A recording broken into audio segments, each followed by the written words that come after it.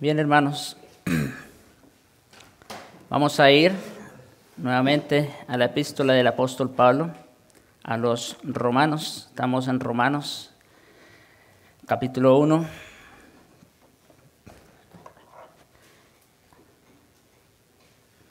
El versículo 1 y 2, aunque el versículo que vamos a estudiar en sí es el versículo 2. Leo el primero solamente para no perder el contexto. Dice: Pablo, siervo de Jesucristo, llamado a ser apóstol, apartado para el evangelio de Dios. Ahí está, apartado para el evangelio de Dios. No nos olvidemos de esa última frase, que él había prometido antes por sus profetas en las santas escrituras. El tema del día de hoy tiene que ver con la promesa del evangelio. El evangelio en primera instancia es una promesa, y es lo que veremos en el día de hoy. El evangelio prometido. El evangelio que tuvo su origen en Dios no fue un pensamiento divino agregado a última hora. No fue que las cosas no funcionaron de acuerdo a lo que Dios había planeado en primera instancia o bajo el antiguo pacto. No fue esto un pensamiento de última hora, ni fue enseñado tampoco por primera vez en el Nuevo Testamento.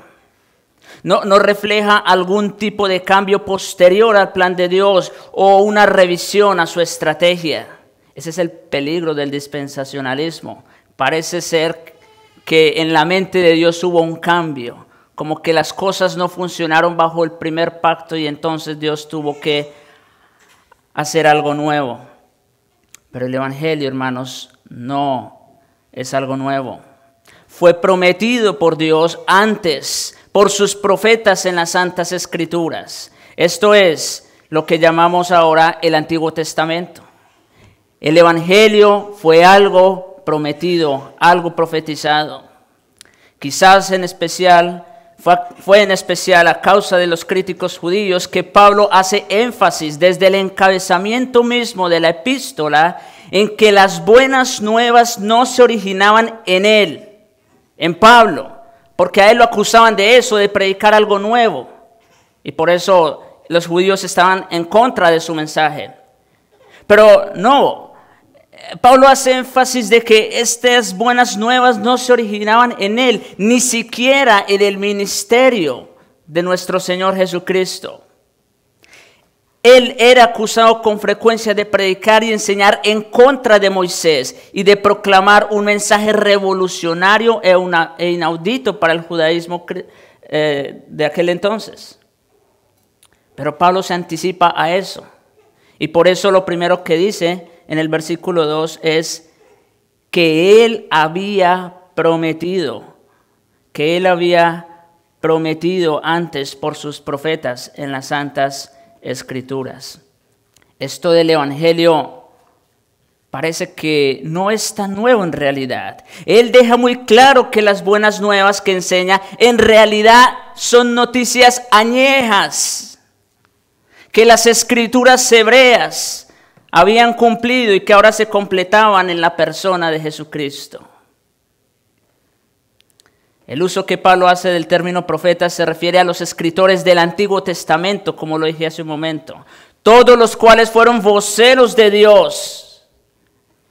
¿Qué es el significado de la palabra profetas? Son voceros, mensajeros de Dios. Moisés, por ejemplo, fue el gran legislador, el gran profeta. Él se considera a sí mismo como un profeta de Dios. Sin embargo, él mismo en Deuteronomio 18, versículo 15, mire lo que él dice. Desde entonces, porque a Pablo lo acusaban de ser revolucionario, con un mensaje nuevo.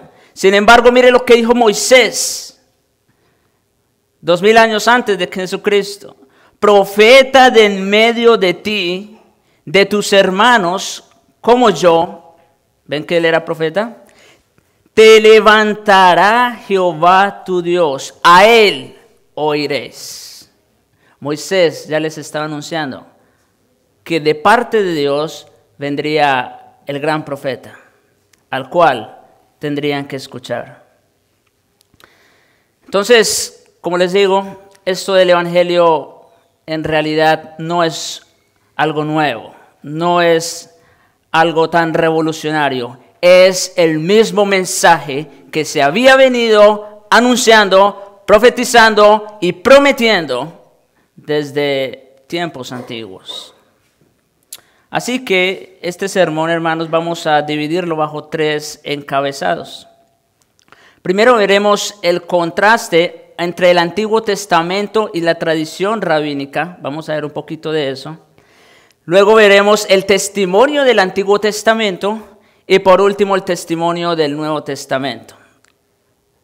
Bien, vamos a empezar entonces con el Antiguo Testamento versus la tradición rabínica. Es posible que la referencia de Pablo a las Santas Escrituras haya tenido el objetivo de establecer un contraste entre el Antiguo Testamento escrito por inspiración divina versus la multitud de escritos rabínicos que eran estudiados y seguidos en su tiempo, incluso con más celo que las mismas Sagradas Escrituras. Los escribas y los fariseos que enseñaban al pueblo judío basaban su enseñanza más en las tradiciones escritas de los hombres que en las mismas Santas Escrituras. Y hoy día parece que no estamos tan lejos de esa realidad, ¿no es cierto?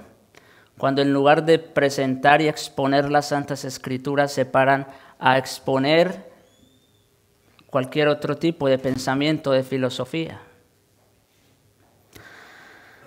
En otras palabras, aunque los escritos rabínicos decían poco o nada acerca del Evangelio de Dios, y ese es el problema cuando el hombre quiere hacer teología, aparte de las Escrituras, que al final termina perdiéndose.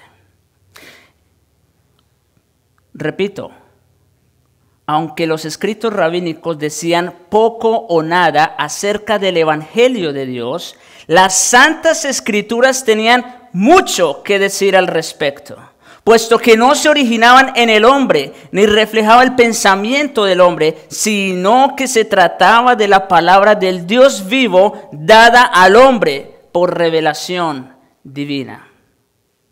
Por eso la palabra de Dios no se puede comparar con ningún otro escrito, porque la palabra de Dios es única, está por encima de todo. Y por supuesto, tiene un solo objetivo: llevar y conducir a los lectores y a los creyentes especialmente al Evangelio. Cualquier otro libro, por muy bueno que sea, va a estar lejos de presentar esa realidad. La mayoría de los judíos de aquel tiempo se habían acostumbrado tanto a buscar orientación religiosa en la tradición rabínica que las Santas Escrituras eran vistas como una reliquia sagrada más que como la fuente de la verdad. Qué fácil es casarnos, entre comillas, con una persona, con un hombre, ¿no es cierto? Un muy buen predicador. Claro, podemos escuchar sermones de hermanos quienes Dios ha preparado de manera extraordinaria para el ministerio, pero qué fácil es casarnos con alguien en lugar de casarnos con Cristo mismo. Eso suele suceder entre los creyentes. Como dice tal hermano o tal cual otro, en lugar de decir como dijo Cristo, como dicen las Escrituras. Eso lo hacían los fariseos, ¿saben? Parece que muchos creyentes no están tan lejos de esa realidad. Incluso después de sus 3 años de enseñanza intensa, nuestro Señor Jesús tenía que amonestar a algunos de sus propios discípulos por ser incapaces de entender y creer lo que las Escrituras enseñaban acerca de Él.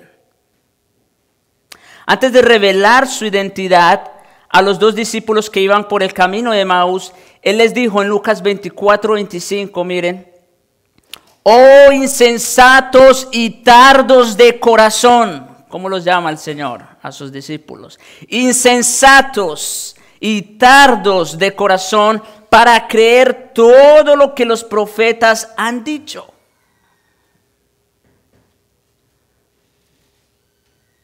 Y a medida que procedió a enseñarles acerca de su muerte y resurrección, les fue declarando todas las otras escrituras. ¿Y de qué hablan, Señor, las escrituras? Bueno, en ese tiempo el Antiguo Testamento, ahora pues con más claridad. Versículo 27 de Lucas 24.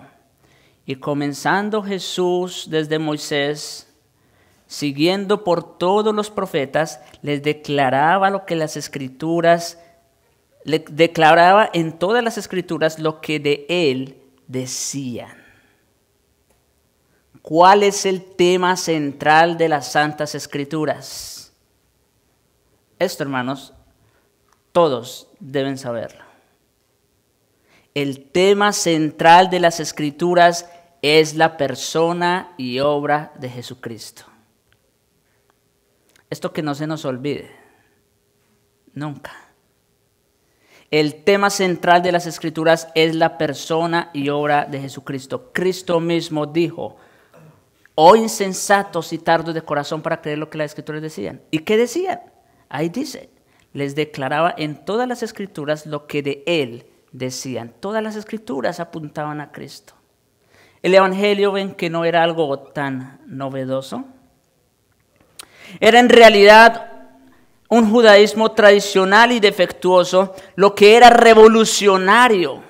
Eso era lo revolucionario, la tradición originada en el hombre, centrada en el hombre y por ningún lado fundamentado en las Escrituras. Eso era lo revolucionario. Por eso nosotros como iglesia, pues ustedes verán, no nos gusta cambiar mucho, ¿no? No somos tan novedosos, porque es que el mensaje de Dios no es tan novedoso. Siempre es el mismo, pero siempre fresco.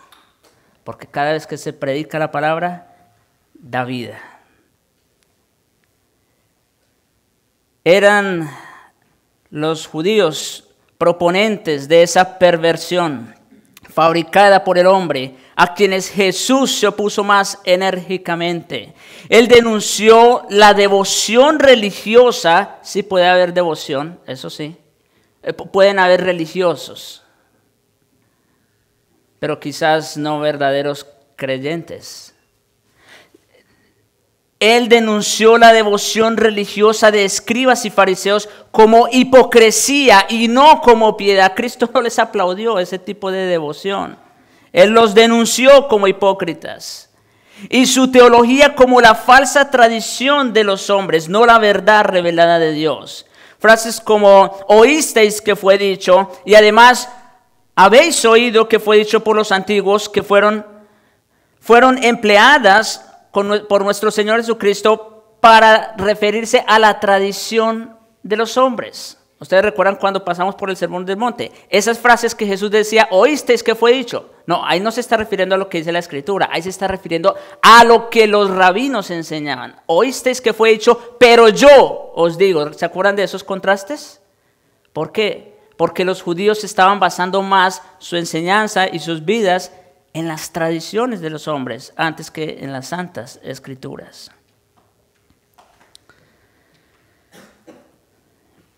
Y nosotros vemos a nuestro Señor Jesucristo hablando enérgicamente en contra de eso. Miren conmigo rápidamente el Evangelio de Mateo, capítulo 15, versículos 1 en adelante.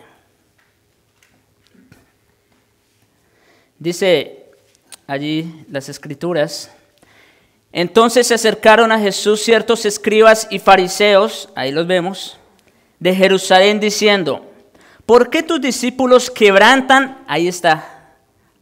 Ellos mismos lo reconocían, pero no se daban cuenta. ¿Por qué tus discípulos quebrantan? Ahí no dice las escrituras, ¿se dan cuenta? La tradición de los ancianos. O sea, para ellos era más importante lo que decían los ancianos, lo que decía la tradición, que lo que decían las Escrituras. Porque no se lavan las manos cuando come el pan. Y miren la respuesta del Señor. Él les dijo: ¿por qué también vosotros quebrantáis el mandamiento de Dios por vuestra tradición? Ese está más fuerte, ¿no? Los discípulos de Cristo quebrantaron la tradición rabínica, pero los escribas y fariseos quebrantaron las Escrituras. Dice, porque Dios mandó diciendo, honra, ahí solo pone un ejemplo, ¿no? Porque Dios mandó diciendo, honra a tu padre y a tu madre, y el que maldiga a padre o madre muera irremisiblemente. Eso dice las Escrituras. Pero vosotros decís, miren cómo decían ellos, cualquiera que diga a su padre o a su madre, es mi ofrenda a Dios, todo aquello con que pudiera ayudarte, ya no ha de honrar a su padre o a su madre. Así pues, habéis invalidado el mandamiento de Dios por vuestra tradición. Es decir, está hablando de que aquellas personas que no ayudaban a sus padres, no los honraban como debía, con la excusa allí, es mi ofrenda a Dios, todo aquello con que pudiera ayudarte. Lo siento, Padre mío, no puedo ayudarte, pero todo lo que tengo pues es para el diezmo, para la ofrenda. Y bajo esas excusas, entonces quebrantaban el mandamiento de Dios. Hipócritas, bien profetizó de vosotros Isaías cuando dijo, este pueblo de labios me honra, mas su corazón está lejos de mí. Pues en vano me honran, enseñando como doctrinas mandamientos de hombres. Ese era el problema de los judíos. Por eso, como leímos en el texto de Isaías, y se lee, en Hebreos y también en Isaías lo leemos, Dios ya estaba hastiado de holocaustos, de sacrificios, de carne. Sí, Él lo había mandado, pero no así. Este pueblo de labios me honra, pero su corazón está lejos de mí. El pueblo se había convertido en un pueblo religioso meramente. Se había quedado solamente con lo externo y se había acostumbrado a seguir más las tradiciones de los hombres que las mismas Escrituras. Como dice nuestro Señor Jesucristo, pues en vano me honran, enseñando como doctrinas mandamientos de hombres. Y otra vez, como les decía hace un momento, hoy día no estamos tan lejos de esa realidad. Cuando un hombre se para a hablar más de historias, de anécdotas, de películas, de viajes y de un montón de cosas, promoviendo la autoestima, promoviendo el moralismo, sin predicar realmente las Escrituras. Bien, hermanos, eso entonces, el Antiguo Testamento versus la tradición rabínica o la tradición de los hombres, en nuestro caso. Ahora, vamos a ver, y aquí entonces ya es el punto donde queremos llegar, el testimonio de las Escrituras. Y aquí vamos a ver primero el testimonio del Antiguo Testamento y luego el testimonio del Nuevo Testamento. Se ha calculado, hermanos, que el Antiguo Testamento contiene por lo menos 332 profecías explícitas acerca de Cristo. Cristo le dijo a sus discípulos, todas las Escrituras hablan de mí. Por lo menos 332 son explícitas con referencia a Cristo. La mayoría de las cuales se cumplieron en su primera venida. El Antiguo Testamento está lleno de verdades que predicen y sientan los fundamentos para el Nuevo. Por eso era necesario un Antiguo Testamento, un antiguo pacto. Porque por ese se iban a sentar las bases sobre la cual iba a venir el nuevo, no porque Dios cambiara de planes o porque Dios cambiara de pensamiento. Jesús no enseñó una sola cosa que estuviera desconectada o que fuera contraria al Nuevo Testamento. Nuestro Señor mismo dice en Mateo 5, versículos 17 al 18, no penséis que he venido para abrogar la ley o los profetas. No, ese no es el punto aquí. No he venido para abrogar, sino para cumplir. Ven que el Antiguo y el Nuevo Testamento no se contradicen. Él vino para cumplir lo que se decía de él en el Antiguo. Porque de cierto os digo que hasta que pasen el cielo y la tierra, es decir, hasta que todo esto se acabe, ni una jota ni una tilde pasará de la ley hasta que todo se haya cumplido. Cristo no vino para abrogar, Cristo vino para cumplir. Estamos hablando del Evangelio prometido. Dos cosas principales hablaron los profetas en el Antiguo Testamento. Los profetas hablaron en términos generales del nuevo pacto que se estaba anticipando, así como en términos muy específicos del Mesías, quien habría de traer consigo el cumplimiento de ese pacto.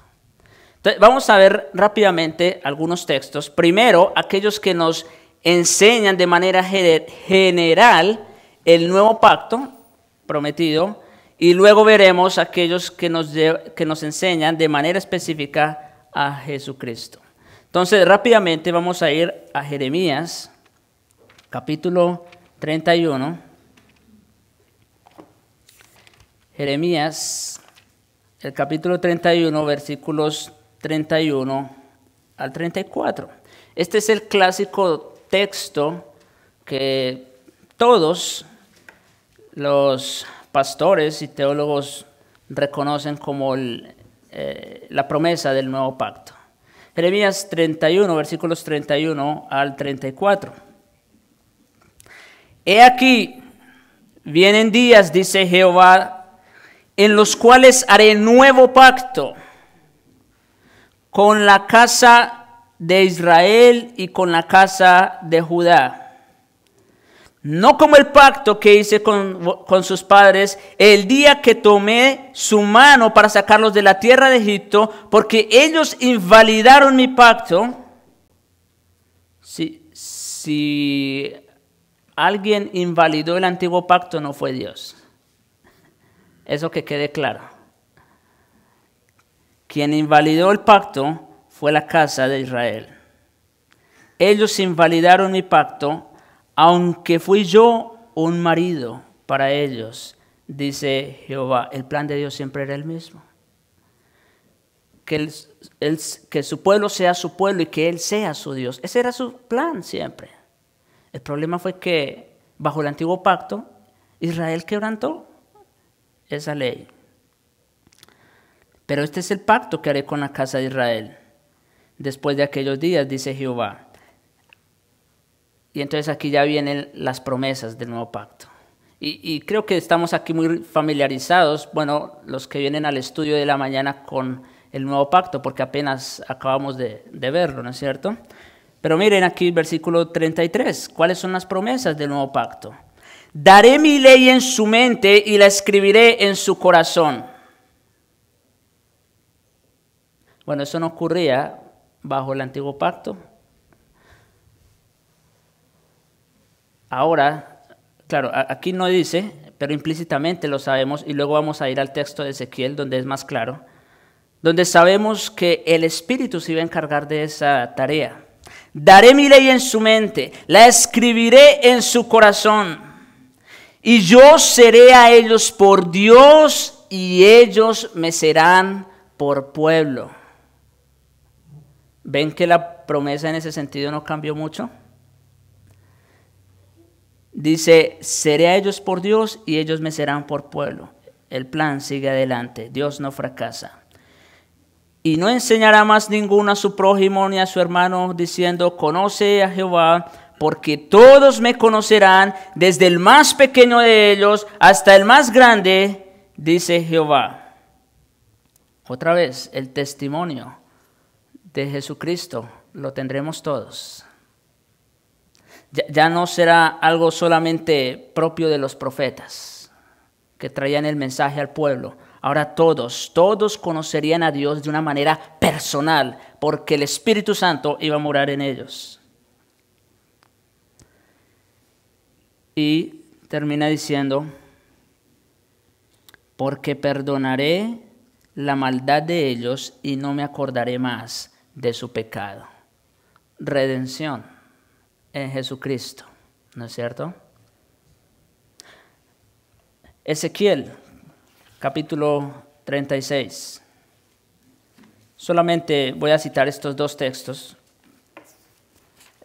Estoy hablando en términos muy generales porque el tiempo no me lo permite. Ezequiel, capítulo 36, versículos 25 en adelante. Estamos hablando del nuevo pacto, acuérdense. Dice allí, esparciré sobre vosotros agua limpia y seréis limpiados de todas vuestras inmundicias y de todos vuestros ídolos os limpiaré. Otra vez, aquí tenemos redención gratuita en Jesucristo. 26. Os daré corazón nuevo. ¿Ven lo mismo que se decía en Jeremías? Os daré corazón nuevo y pondré espíritu nuevo dentro de vosotros. Esa es la cirugía que todos los hombres necesitan.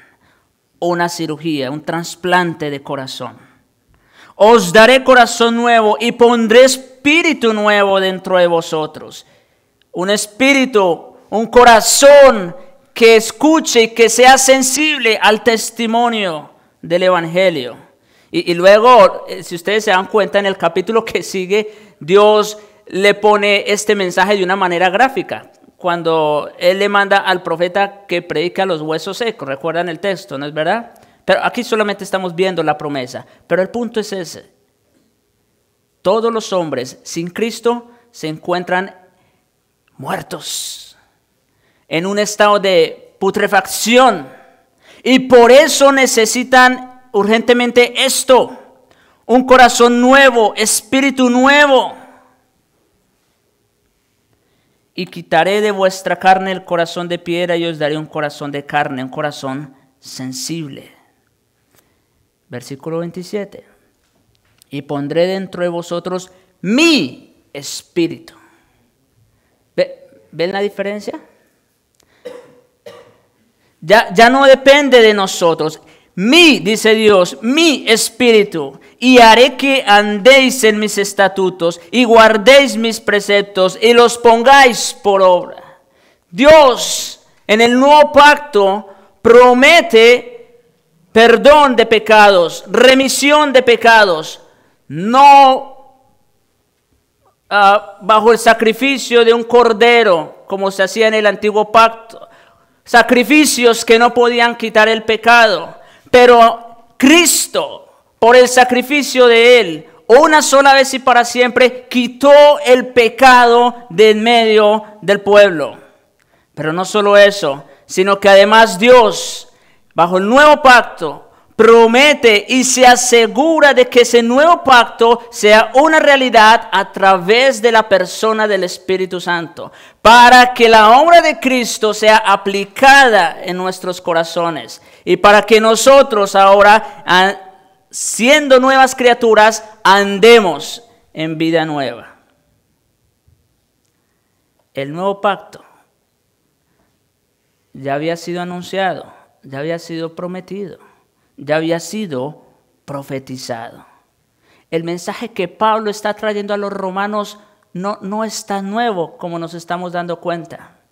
Es ese mismo evangelio que se había prometido y del cual los profetas habían hablado.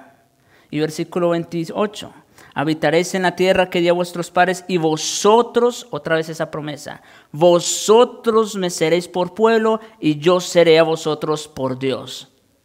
Es esa relación ahora que el cristiano tiene con Dios. ya no de creador a criatura simplemente. Ahora Él se ha convertido en nuestro Padre en Jesucristo. Es esa nueva relación que tenemos con el Señor. Eso, en cuanto al nuevo pacto, no vamos a decir más, pero creo que estos textos son muy claros en cuanto al pacto que se estaba prometiendo desde el Antiguo Testamento. Pero también, como dije, en términos específicos, el Antiguo Testamento habla acerca del Mesías, de la persona de Jesucristo que vendría en cumplimiento de este pacto. Vamos a ir a Isaías, capítulo 9. Versículos 6 y 7. Porque un niño nos es nacido, hijo nos es dado, y el principado sobre su hombro, y se llamará su nombre admirable, consejero, Dios fuerte, Padre eterno, príncipe de paz. Ese niño que estaba acostado en un pesebre, que no quisieron darle posada en una casa como era digno de un nacimiento de una persona. Era Dios mismo, hecho hombre. Dios fuerte, Padre eterno, príncipe de paz. Lo dilatado de su imperio y la paz no tendrán límite. Sobre el trono de David, aquí vemos esa conexión que tiene con David, con la promesa que se le había hecho a David, el evangelio prometido otra vez. Dice, lo dilatado de su imperio y la paz no tendrán límite.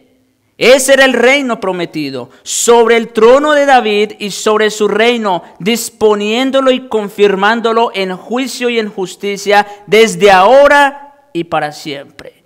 El celo de Jehová de los ejércitos hará esto. Dios comprometiendo su palabra. No pudiendo jurar por nadie mayor, juró por sí mismo. Ahí está prometiendo un Salvador. Capítulo 53.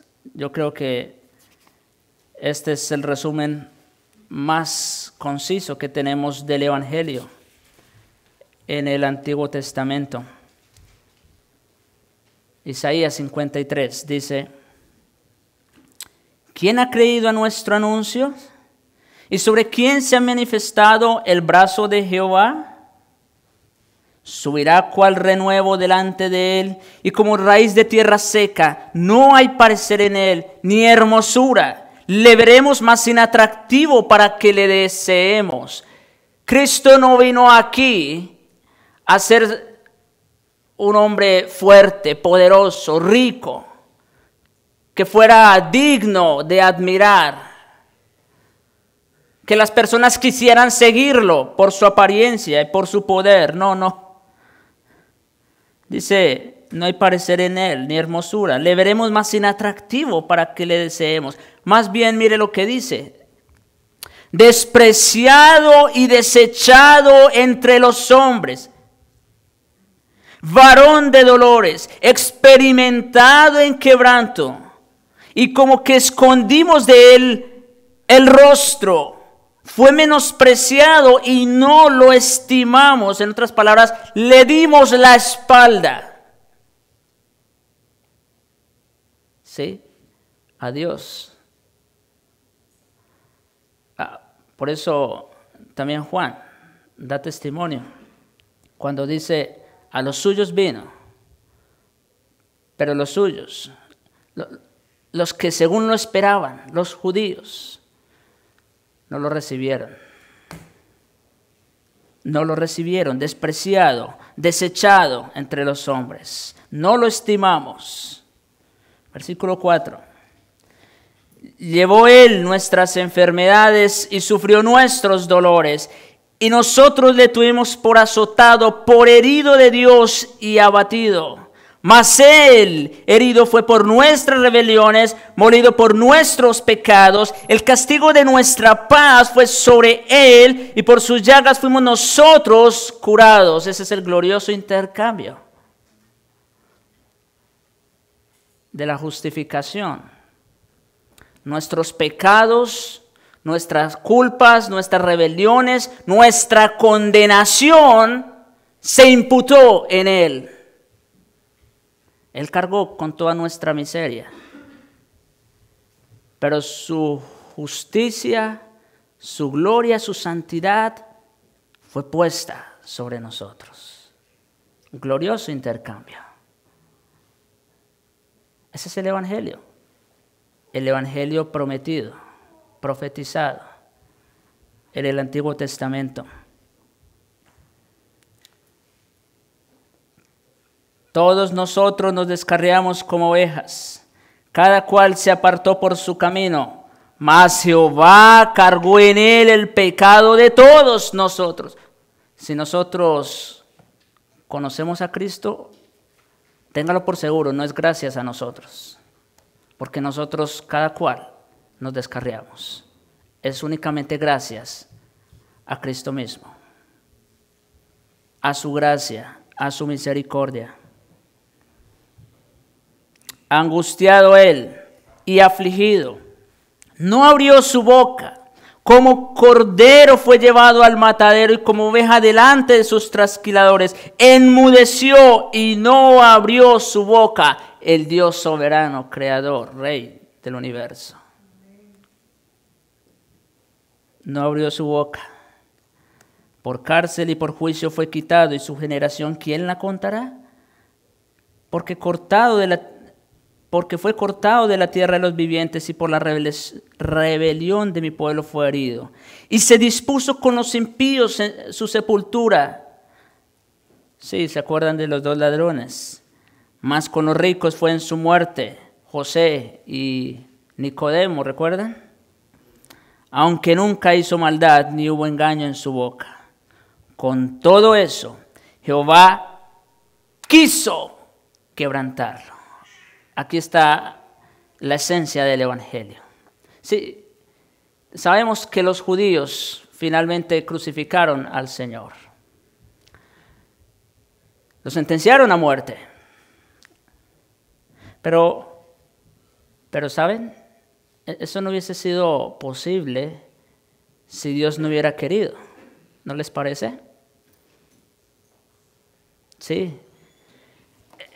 Dice aquí, Jehová quiso quebrantarlo, sujetándole a padecimiento. Todo esto es parte del plan eterno de redención.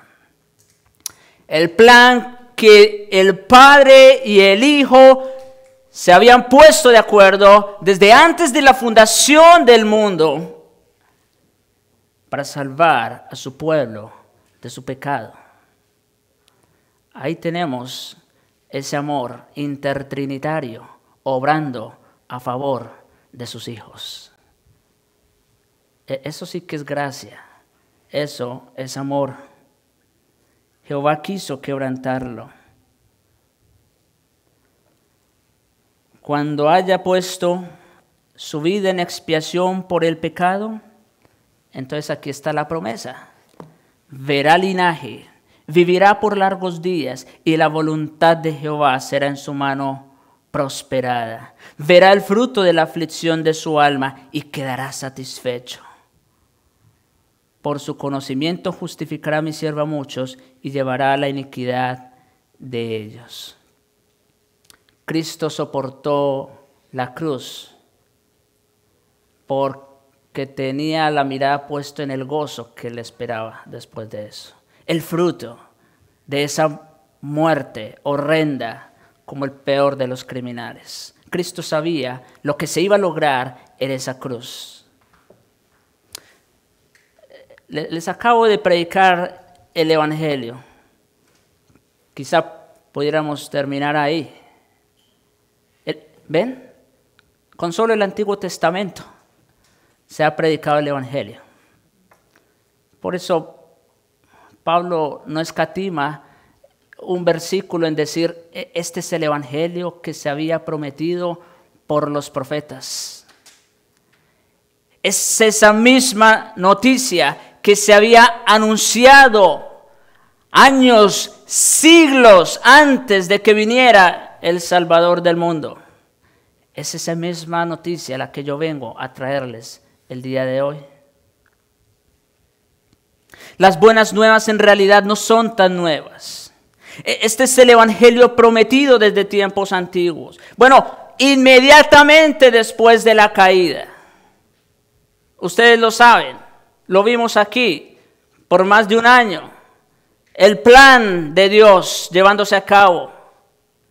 Desde Génesis 3:15, ese famoso versículo.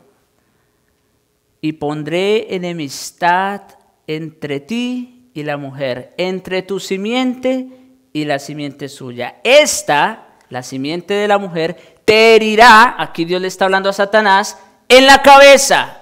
¿Cuándo? En la cruz. Y tú le herirás en el calcañar. Por eso Cristo tuvo que morir, porque la paga del pecado es muerte.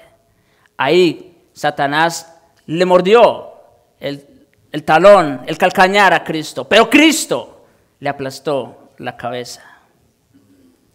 Fue ese lugar, la cruz fue ese lugar donde Satanás le causó una herida parcial a la simiente de la mujer, pero también donde Cristo le propinó la herida mortal a la simiente de la serpiente. Gloria a Cristo. Bien, hermanos, habiendo hablado habiendo dado el testimonio del Antiguo Testamento rápidamente, veamos el testimonio del Nuevo Testamento. Yo sé que es mucho más abundante, no vamos a ir a tantos pasajes, solamente a aquellos que nos den más luz. A lo largo de la historia de la iglesia, los judíos se han resistido al evangelio, arguyendo que acogerlo implica negar todo su legado. ¿Sabes que así es como piensan los judíos? Y muchos hasta el día de hoy. ¿Creer el evangelio? No. Eso es negar todo un legado, toda una tradición. A nivel humano eso es verdad. Ya que mucho tiempo antes de Jesús, el judaísmo popular venía basándose más en la tradición humana que en la revelación divina. Cristo se los dijo, ya lo vimos hace un momento. Ciertamente, convertirse en cristiano exige la negación de un legado cultural y religioso como ese. Eso es verdad.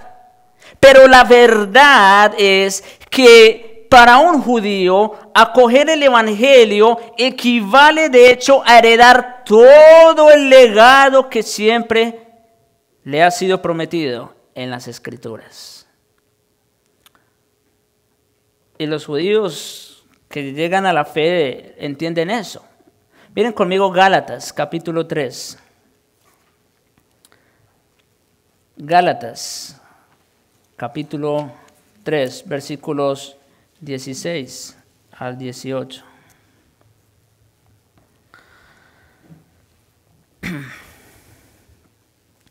Ahora bien, a Abraham fueron hechas las promesas, ¿sí? Por eso los judíos se enorgullecen, porque son hijos de Abraham, físicos, según la carne. A Abraham fueron hechas las promesas y a su simiente, atención a esto, no dice y a la simiente es como si hablase de muchos, sino como de uno, y a tu simiente, la cual es Cristo. Bueno, los judíos se jactan por ser hijos de Abraham en la carne, por heredar las promesas, los pactos. A sus padres se les hizo las promesas. Pero la pregunta es esta: ¿qué hay de las promesas y de los pactos si sacamos la esencia misma de los pactos? ¿Qué queda? Pues no queda nada, ¿no es cierto? Es como quitarle la gallina al sancocho. Pues ya no tiene sabor, ¿verdad? Ya no hay sustancia. Lo mismo ocurre cuando sacamos a Cristo de en medio de la ecuación.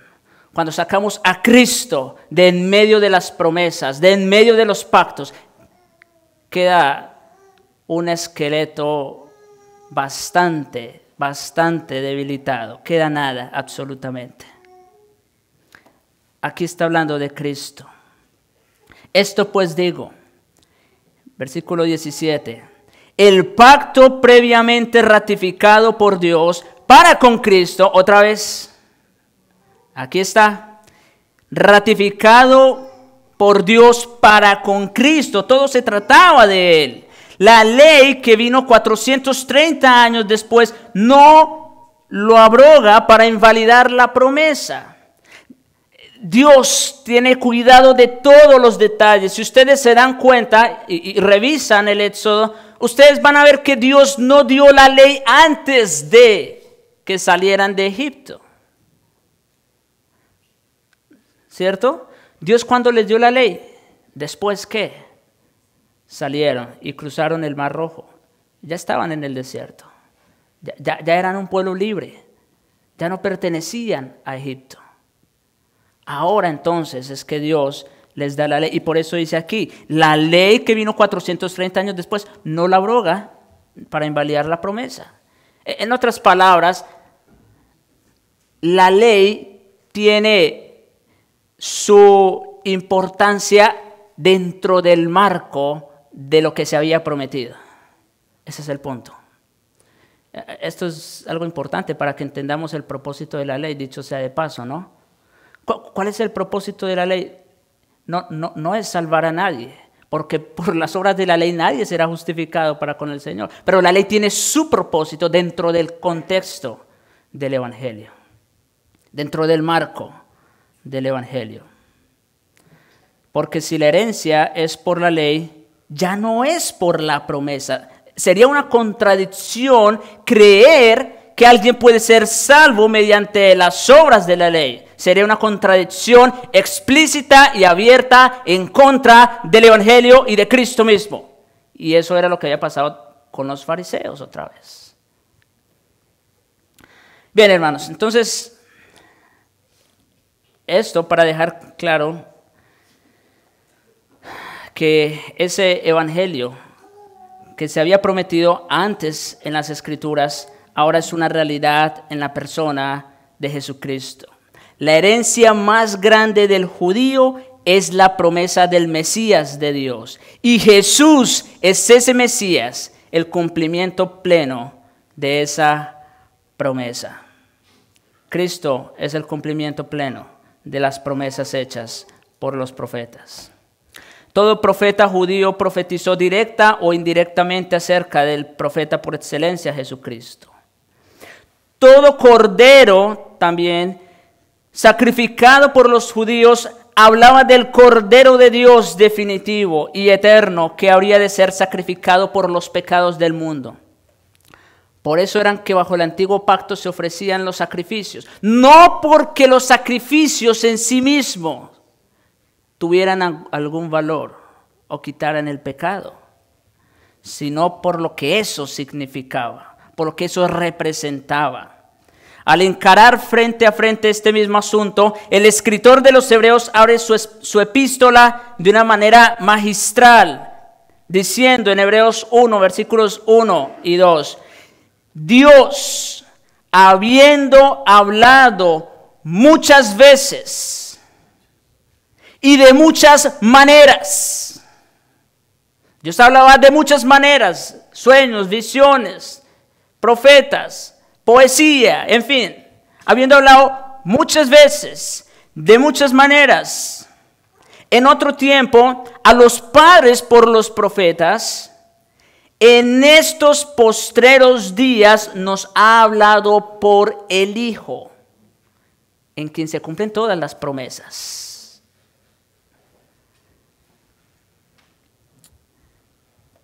Y de eso se encarga toda la epístola a los Hebreos. Su tema principal es resaltar la superioridad de la persona y obra de Jesucristo en el contexto del nuevo pacto con relación al sacerdocio levítico del antiguo pacto. Ese es el tema principal de la epístola. Resaltar la superioridad de la persona y obra de Jesucristo en el contexto del nuevo pacto con relación al sacerdocio levítico del antiguo pacto. Es decir, ¿por qué nosotros ya no tenemos que seguir con los mismos sacrificios, con las mismas ceremonias que ofrecían nuestros padres bajo el antiguo pacto? ¿O porque Cristo ya cumplió todo?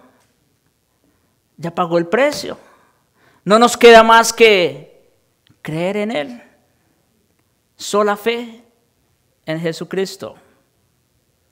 Y ahí está el texto que leyó el hermano Raúl al principio, en Hebreos capítulo 10. Bueno, de por sí toda la epístola. Pero me parece que ese texto resume de una manera sumamente magistral lo que Cristo vino a hacer en cumplimiento de las promesas. No vamos a ir allá porque pues, nos tomaría mucho tiempo, pero solamente lo menciono para que ustedes en casa, les invito, hermanos, dicho sea de paso, a que lean la epístola a los Hebreos esta semana. No es mucho, son 13 capítulos, pueden leer 2 por día. Pero también, hermanos, acentuó esa misma verdad en su primera carta. Dice Primera de Pedro, capítulo 1, versículos 10 al 12.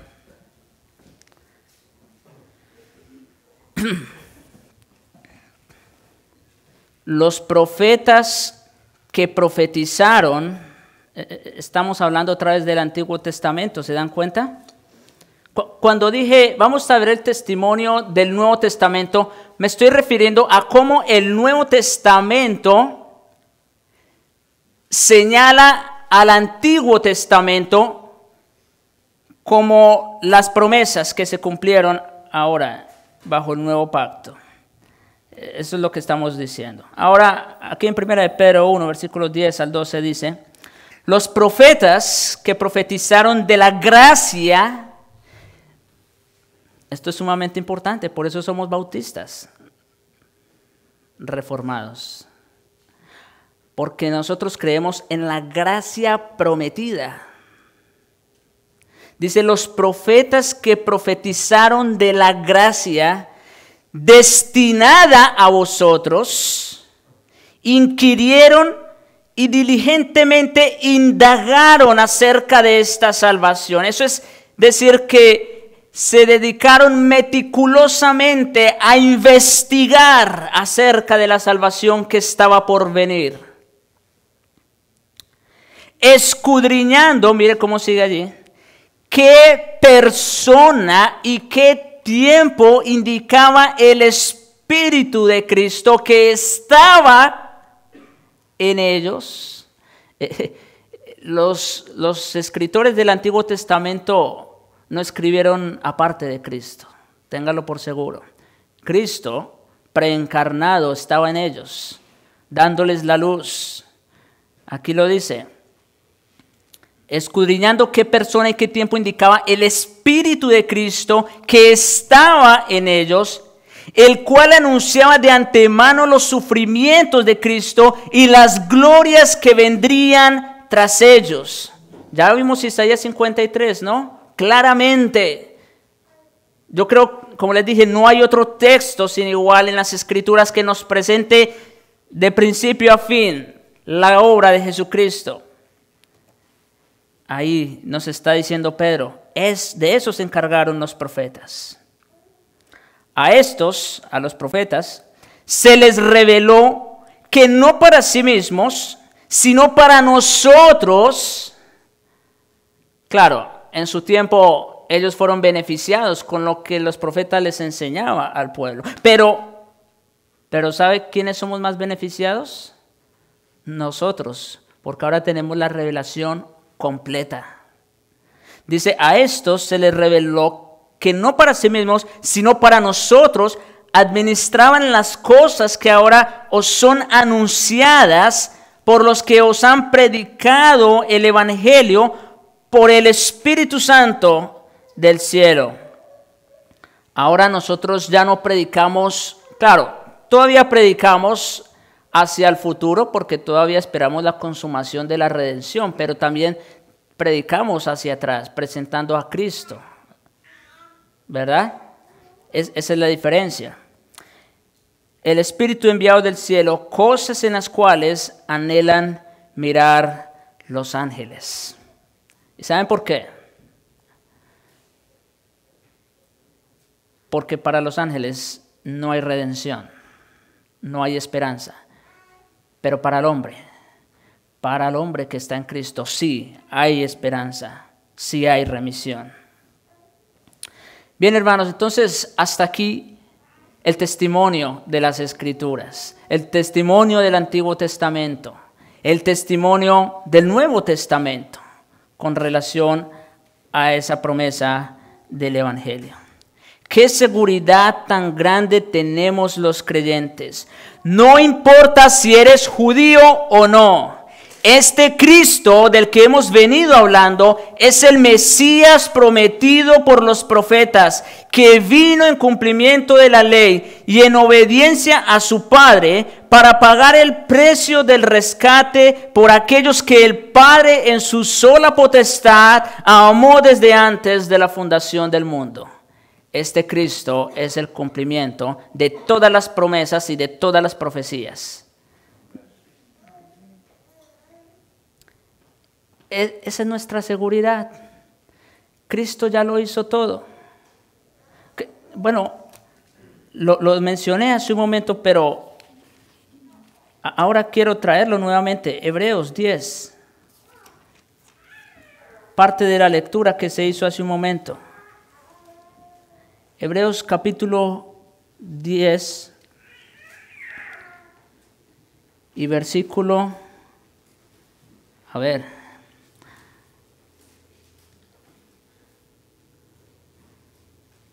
versículo 10 en adelante. En esa voluntad somos santificados mediante la ofrenda del cuerpo de Jesucristo, hecha una vez y para siempre. ¿Qué nos toca a nosotros los creyentes hacer? Versículo 12. Pero Cristo, habiendo ofrecido una vez para siempre un solo sacrificio por los pecados, se ha sentado a la diestra de Dios. ¿Sabe qué significa eso? Todo heraldo de un rey, cuando el rey lo mandaba que llevara un mensaje o lo mandaba a una misión, y ese mensajero o ese heraldo cumplía fielmente aquello para lo cual el rey lo había enviado, una vez que llegaba de vuelta, su reconocimiento o su premio, vamos a decir, era sentarse a la diestra del rey, queriendo decir: he cumplido con el cometido, con aquello que se me había encargado. Y aquí nos dice que Cristo, habiendo ofrecido una vez para siempre un solo sacrificio por los pecados, se ha sentado a la diestra de Dios, dando a entender que Cristo ciertamente cumplió su cometido, aquello para lo cual el Padre lo preparó y lo mandó, para salvar a su pueblo. De ahí en adelante, esperando hasta que todos sus enemigos sean puestos por estrados de sus pies, porque con una sola ofrenda hizo perfectos para siempre a los santificados. Así que, ¿qué nos queda a nosotros? Pues creer, confiar en Cristo. Ya ni siquiera tenemos que esperar que venga como los santos del antiguo pacto. Ya Él vino, ya fue un hecho, es una realidad. ¿Por qué no creer? No hay razón para dudar de Cristo, amigo que estás aquí. Ahí está la prueba. No necesitas más, solo tienes que creer por la fe que Cristo es el Hijo de Dios, el Mesías prometido, el Cordero de Dios que quita el pecado del mundo. No necesitamos más sacrificios por los pecados. Esa es nuestra garantía, esa es nuestra confianza. Ese es el mensaje que siempre se ha predicado a lo largo de los siglos y que se sigue predicando hasta el día de hoy, para que todo aquel que en él cree no se pierda, mas tenga vida eterna. Vamos a orar.